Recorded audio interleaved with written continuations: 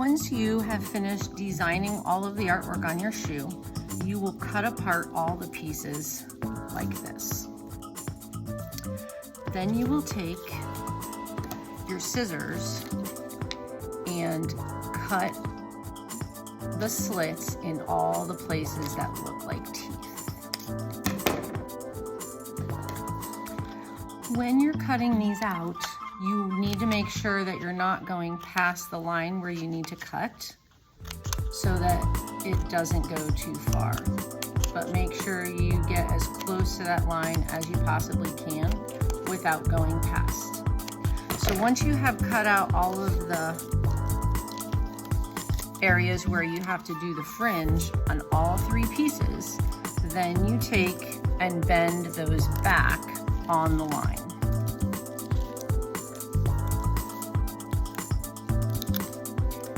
Like this.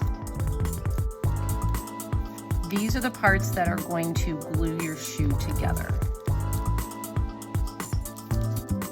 This one's a little bit trickier because it is on a curve. You can see that one, I cut a little bit too far, but just take your time and bend all of those up. Remember, this is the toe part of the shoe.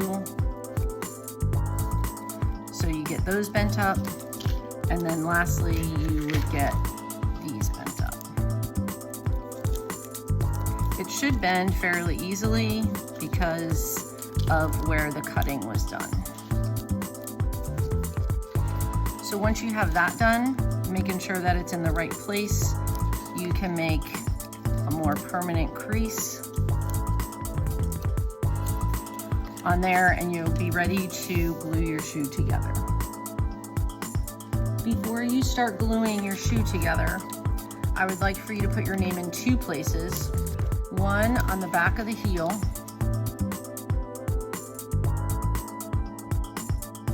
and your block number, and then again on the back of this heel.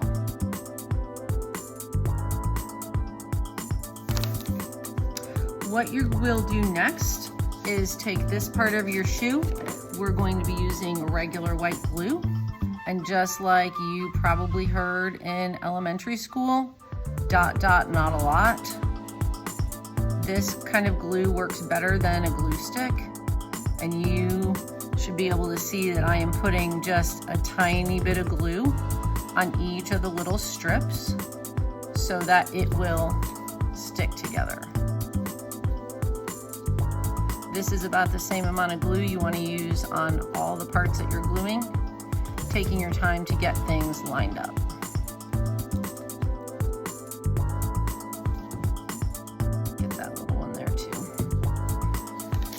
Then you're going to curve this around. You might need help from a friend to get it lined up onto your shoe. Trying to get this back heel lined up in the center. And pressing down, getting it to be lined up along the shape of that shoe.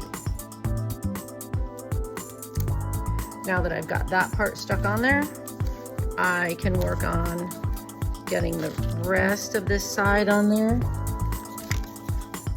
I am finding it easier to stand up so that I can see where I am gluing it together based on the edge of the shoe. You shouldn't really see those little strips. And if you just press down on it for a few seconds, you can get it to dry. If you put too much glue, it's going to be soggy. If you don't put enough glue, it is going to take a while to dry.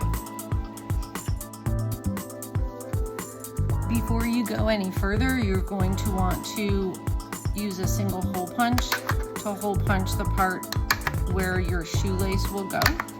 If your copy ended up like this one, where the hole is off the edge a little bit, just make it be a little bit further over so you don't end up with a place where the string isn't going to work.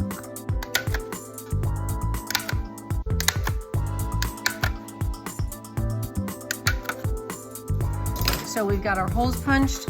I went ahead and put glue, just a little bit, dot, dot, not a lot, on the toe of the shoe.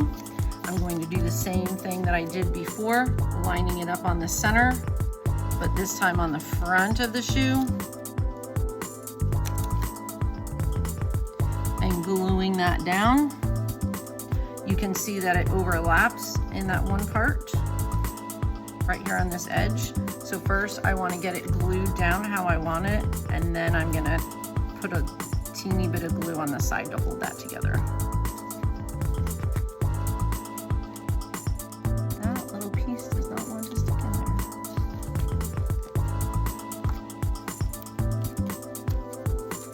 So I'm gonna take just a little bit of glue and put it right here to hold those sides together. Just pinch that there for a few seconds. Again, if you put too much glue, it'll take too long to dry. If you don't put enough glue, it's gonna have a hard time sticking. And if your shoe is lined up here on this outside edge, you'll have an easier time getting that to stick together because it won't be trying to pull apart. Once you have that part done, what you will do next is put the toe of the shoe on there. And again, we're going to do dot, dot, not a lot.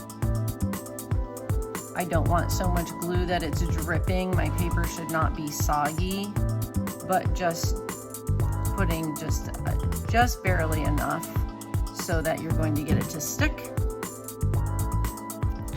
And you will push that in there, trying to line it up as best you can. This part can be a little bit tricky.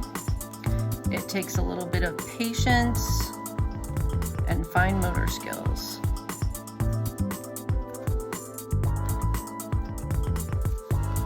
Once you have used some patience to get the toe of the shoe put together, you're going to take the tongue. Your design should be up here, and you can choose how far down you want to glue this in. Otherwise it's really, really long. So when this part is dry, you will simply stick the tongue into the top of your shoe like this and gently press until you get it to stick. You're going to want to make sure that it's on there straight. Again, this takes a little bit of patience using a small amount of glue. Once you have that in place, you will get some yarn and you will thread your shoe with your lace. There are lots of colors to choose from, and you will lace up your shoe and then work on your reflection and self-assessing, which is the bottom half of your plan sheet and the back. Once you have your shoe glued together, then you lace it up how you want it with your colors of string. So here's the one that I just put together for this, and as you can see my name in at least one of the places. This was the shoe that I had finished for the sample, and thank you for your patience.